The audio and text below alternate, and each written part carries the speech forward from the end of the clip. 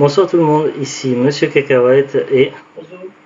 ce soir nous sommes le jeudi 22 juin 2017 et il est 22h44. Alors pourquoi nous faisons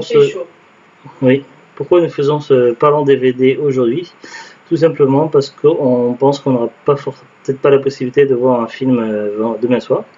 Donc on a avancé d'une soirée. Et là pour ce soir, donc on a choisi The Mist. The Mist qui est issu d'un roman de Stephen King. Alors, j'avais découvert The Mist il y a assez longtemps. Je sais plus s'il y avait vu le film ou le livre en premier. Je sais qu'à un moment donné, quand j'étais dans l'Irlande, j'avais loué à la bibliothèque de Saint-Sauvé le livre, le roman The Mist, et j'avais beaucoup aimé. Et puis un peu plus tard, j'avais dû découvrir le film que j'ai trouvé pas mal. Et puis là, il y a à peu près un an, à Lidl, donc il y avait une opération DVD à Lidl. Alors oui, quand il y a une opération DVD à Lidl, bon, ça reste moins cher qu'un supermarché, mais ça reste quand même beaucoup plus cher qu'à Electrodépôt ou à Noz. Mais bon, voilà quoi, c'était The Mist, donc un film que je connaissais, que j'avais bien aimé, tout ça. En plus, c'était une version spéciale, double disque, tout ça. Donc voilà, j'ai un peu craqué dessus, et puis je voulais faire découvrir à Zublut. Donc finalement, c'était ce soir, ça tombait qu'on le regardait. Alors, je vais commencer par vous lire le petit synopsis derrière. Donc, il a écrit déjà en gros, après Les Évadés et la ligne verte, Frank Darabont adapte à nouveau un chef-d'œuvre de Stephen King. Alors, David Drayton et son jeune fils Billy sont bloqués dans un supermarché entouré par une étrange brume. Oui, The Mist, ça veut dire la brume. Alors que tous les clients enfermés essayent de cohabiter dans le calme, David se rend compte à travers les vitres que le brouillard semble dangereusement habité. Mais les pires créatures ne sont pas celles que l'on croit. Ah oui, donc c'est un film, donc je vais essayer de pas spoiler, mais ça fait un peu huis clos. Pour résumer, donc il y a une brume qui survient et des personnes qui sont en train de faire des courses, tout ça, se rendent compte que la brume n'est pas forcément très amicale, qu'il y a quelque chose dans la brume, et ils décident donc de se calfeutrer dans un supermarché, donc de fermer les issues. Et tentent d'organiser plus ou moins donc la défense du supermarché et leur survie. Évidemment, dans ce genre de situation, donc ça se passe pas forcément très bien. En plus, contrairement ça peut faire penser à un scénario de film zombie, sauf qu'il n'y a pas de zombies dans cette histoire-là. Mais par contre, souvent dans les films de série B, un petit peu comme ça, on voit toujours des soldats super entraînés qui tirent sur les monstres, les méchants, tout ça, et tout se passe bien, ils n'ont pas peur ni rien. Mais là, on n'a pas affaire à des soldats, on a affaire à des simples civils. Et du coup, je trouve que c'est assez bien tourné, puisque on voit les réactions qu'on voit qui réagissent. Quand ils sont pas assurés, ils ont pas, contrairement à des soldats entraînés, tout ça, ils n'ont pas le sang-froid, tout ça, ni le savoir-faire, donc ils essaient de se débrouiller comme ils peuvent. Il y en a qui paniquent, il y en a qui pètent les plombs. Il y a des soldats civils aussi, mais oui, il y a 2-3 soldats qui sont là, mais ils sont coincés là dans un truc, mais ouais, c'est pas vraiment les personnages principaux. C'est des jeunes qui viennent juste oui, en plus c'était des jeunes recrues. Et donc, du coup, c'est tout à fait crédible comment réagissent les gens, tout ça, donc c'est vraiment, de ce côté-là, c'est plutôt bien fait. Après, donc vraiment, je vais pas vous spoiler parce que la fin, je peux juste vous dire un mot, c'est que c'est plutôt ironique au niveau de la fin. Ironique, ouais, mais oui. Mais c'est vrai qu'on part sur du. Quand on va voir The Mist, on sait qu'on va voir du fantastique et du drame. Voilà. En 2 mots pour classer le film, je dirais fantastique et drame. T'es pas d'accord, Zulut? Oui.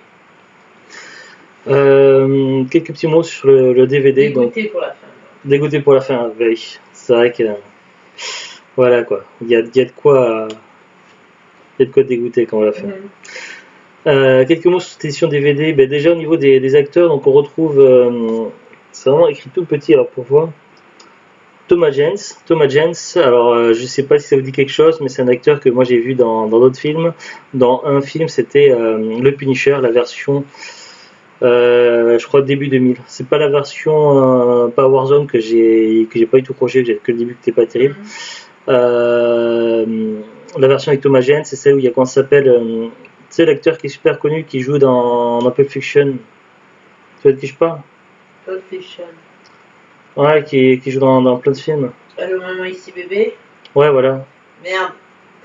Travolta, ouais. Donc je parle de la version de Punisher avec John Travolta, et bien Thomas Jane il joue dedans, et franchement il est super, un rôle de Punisher et tout. Vraiment, il incarne le personnage d'univers Marvel vraiment impeccablement. Et du coup, le retrouver là-dedans, c'est plutôt cool. Et je trouve qu'il joue vraiment bien son rôle.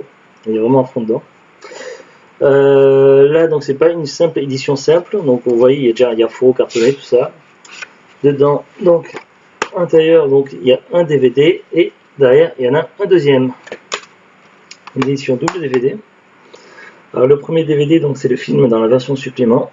La version cinéma, plus des suppléments. Donc, il y a comme supplément, il y a Quand viennent les ténèbres, le making of, Apprivoiser la bête, making of de la scène 35. Donc, il y a quelques suppléments et le film en version cinéma. Dans le DVD 2, on a le film en version noir et blanc. C'est la version originale du réalisateur, donc en quelque sorte la version voulue par le réalisateur, Director's Cut. Plus des suppléments, donc conversation entre Stephen King et Frank Darabont, appréciation d'un artiste, commentaire de Drew Struzan, les monstres sont parmi nous, les effets spéciaux et les créatures, l'horreur en grand visuel et des webisodes de 10 minutes, donc des épisodes qui ont été tournés que sur internet. Donc je dis tout de suite, nous on n'a pas regardé le DVD 2, donc on n'a pas regardé qu'est-ce que c'était ces épisodes, on n'a pas vu le film en version noir et blanc, donc peut-être un jour, mais là on est parti sur la version cinéma, classique, couleur. Alors au niveau de la VF, donc il y avait en français, il y avait aussi, vous pouvez prendre anglais, mais au niveau de la VF, on avait deux versions 2.0 et 5.1. Alors là, comme ce soir on avait essayé de regarder sur la télé cathodique, donc on s'est dit bon, on va partir sur 2.0. Et c'était peut-être pas une si bonne idée que ça. Alors le film en lui-même, donc il n'y a aucun reproche ni rien, mais c'est au niveau DVD de la version 2.0, donc je sais pas si c'est dû au fait qu'on ait vu sur une cathodique ou pas, et qu'il aurait fallu qu'on ait des enceintes branchées. Mais j'ai trouvé la qualité du son qui était très inégale.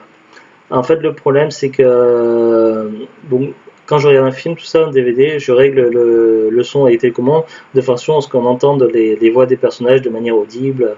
Et du coup, normalement, le son est plus ou moins égal du début à la fin. On n'a pas à retoucher au volume de la télécommande. Sauf que au moment des scènes, pas vraiment d'action, mais des scènes choc du film, à ce moment-là, le volume du son se met à dire très très fort, et donc du coup, on est obligé de baisser le volume. Sauf que lorsque ça se calme, lorsque la tension se calme et que les personnages se remettent à parler, du coup, on n'entend plus ce qu'ils disent, donc il faut remonter le volume du sonore. Donc je sais pas si c'est dû à la version 2.0 ou au fait un réseau cathodique, mais du coup, j'ai trouvé ça un petit peu. Mais ça va, ça se réglait automatiquement. Oui, parce que c'est moi qui faisais les réglages. Du coup, j'ai trouvé ça un petit peu dommage, donc c'est la seule petite déception.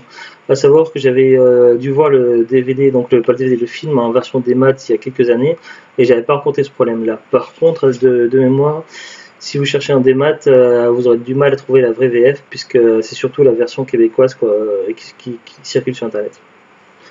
De toute façon, rien ne vaut un bon DVD, et puis il suffit de tomber sur une bonne occasion.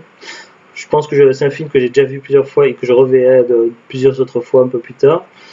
Ils ont laissé passer au moins un an ou deux s'écouler entre chaque visionnage pour oublier un petit peu, pas connaître par cœur.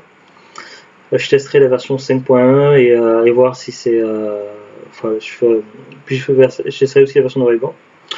Sinon, c'est un film que j'ai beaucoup aimé et franchement, même si j'avais déjà vu, voilà, on voit pas le temps passer. Il y a de la tension, il y a du mystère, on reste bien accroché, quoi. C'est très bien réalisé, les effets spéciaux, tout ça. Moi, j'ai rien à redire, c'est à part la petite déception au niveau du son de la version 2.0. Voilà, pour moi, c'est plutôt excellent. Quelques commentaires à dire, The Bullet, sur le film? Non, c'est bien. Ah, c'est pas angoissant, mais. Mais parce que toi, en général, t'es pas trop film d'horreur. Ouais, mais c'est pas un film d'horreur, ça fait.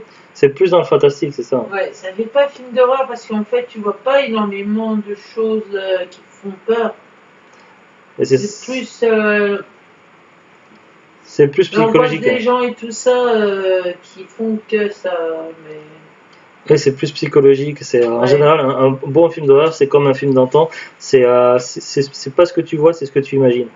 Alors, on voit quand même des choses, on aperçoit des choses, puis de toute façon, il y a la brume, donc voilà, mais c'est vrai que ça crée une atmosphère qui est vraiment. Et je le classerais vraiment plus en fantastique qu'horreur, fantastique et drame. Oui. C'est tout que t'as plus rien à dire? Non, sur ça ce va film? pour l'instant. Et du coup, c'est vrai que des fois, quand un film t'intéresse pas trop, ou des fois tu décroches assez rapidement, ou tu t'intéresses plus trop au film, tu regardes dans tous les sens, et là, qu'est-ce que t'as pas eu de soucis pour poursuivre? Non, il n'y a pas eu de problème. Donc Mais voilà. dis pas que je Non, mais, m'intéresse pas au film non, et mais que je suis dans tous les sens. ça peut t'arriver quand t'accroches pas sur un film. Mais là, Non. je veux dire, ça t'a vraiment intéressé du début à la fin. Oui, ça va. Arrête de dire des bêtises. Moi, j'ai pas eu de bêtises, ça peut intéresser les gens qui nous regardent. Donc Mais voilà, bon, c'était The Mist, donc un film adapté d'un des romans de Stephen King. J'ai pas lu tous ses livres et j'ai pas vu non plus tous les films adaptés de Stephen King, mais j'en ai vu quand même un certain nombre. J'ai vu quelques livres et j'ai vu un peu plus de films que de livres de Stephen King. Et en général, j'accroche beaucoup. J'aime beaucoup ce qu'il fait. Et d'ailleurs, un de tes films préférés, c'est un film issu d'un roman de Stephen King, n'est-ce pas, Zulut? euh, non, je sais pas. Bah, La Ligne Verte.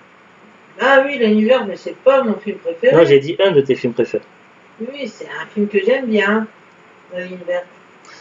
Mais Non. ça vaut pas l'armée des 12 singes pour moi. Ah Les bah oui. autres. C'est pour ça que je dis un de tes films préférés, pas ton film préféré. Ouais. Et sur ce, donc on vous dit à bientôt, au revoir et au revoir. Au revoir.